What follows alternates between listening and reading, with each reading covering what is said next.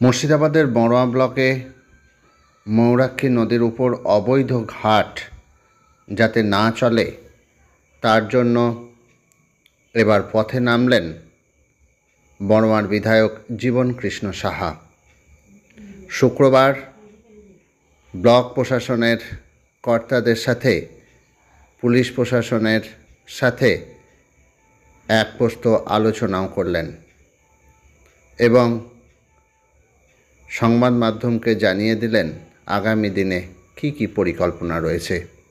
আসুন দেখে নেওয়া যাক বিস্তারিত আমাদের অল টাইম এমএসডি নিউজের পর্দায়। ম্যাডামকে আমি নিজে হাতে একটা এই বড়োয়া ঘাট সম্পর্কে, যেখানে ওভারলোড বালির লরি আমাদের মুখ্যমন্ত্রীর তৈরি পথশ্রী রাস্তা, সেই রাস্তা ড্যামেজ করে দিচ্ছে, এই বিষয় নিয়ে আমরা কিন্তু একটা প্রপার চ্যানেলে এবং আমার জেলাতেও দিয়েছি এবং সিএম ম্যাডামকে আমি নিজের হাতে দিয়েছি এবং তৎক্ষণাৎ সেখানে নির্দেশ আসার পর, ওই সিএম ম্যাডাম অফিস থেকে নির্দেশ আসার পর আমাদের এখানে পুলিশ প্রশাসন, আমাদের ব্লক প্রশাসন অলরেডি ওনারা কিন্তু তদারকি শুরু করে দিয়েছেন, যাতে কোনোভাবেই অবৈধ ঘাট এবং সরকারি যেটা নিয়ম নীতি আছে সেটা সঠিকভাবে মেনটেন করা যায়, সেদিকে লক্ষ্য রাখার চেষ্টা করা যাচ্ছে।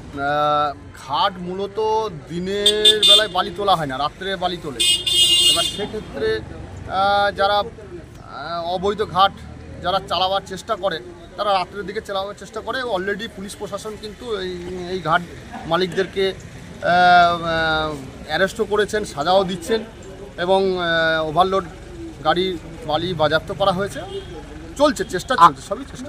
এই অভিযোগ বারবারই পেয়েছি, কারণ এই অভিজ্ঞতা আমার খুব একটা নেই বালির ঘাট চালানো। আমি তো এখানে অনেক দীর্ঘদিন আমার এই দপ্তরে চাকরি হলেও এই বালির ঘাটের অভিজ্ঞতা খুব একটা নেই। কিন্তু আমি যখন গেলাম ঘাটগুলি দেখলাম, সেখানে ওদেরকে যেটা নির্দেশ দিয়েছিলাম প্রত্যেকটি ঘাটে বোর্ড লাগাও, ওরা নির্দিষ্টভাবে বোর্ডগুলো লাগিয়েছে এবং বোর্ডগুলো লাগানোর পর একটা নির্দিষ্ট এরিয়া ওখানে মেনশন করা আছে। অতএব ওরা বলছে যে আমরা নির্দিষ্ট এরিয়ার মধ্যে কাটছি এবং সমস্ত সরকারি নিয়ম মেনে। সেই জন্য আমরা সাময়িকভাবে বলেছিলাম যে আপাতত চলুন, কিন্তু আমরা প্রত্যেকটা প্লট আইডেন্টিফাই করে মেজারমেন্ট করে দেবো। সেই সময়টা একটু সময়ের ব্যাপার, কিন্তু ইন দ্য মিন টাইম একটা আলোচনা হয়েছে যে আপাতত ওইটা মেজারমেন্ট না করা পর্যন্ত আপাতত স্থগিত থাক। আমরা ভাবছি মঙ্গলবার থেকে আমরা মেজারমেন্ট শুরু করে ওই দিন থেকে আবার আস্তে আস্তে করে যেগুলো সঠিক আছে সেগুলোকে চালাতে দেবো।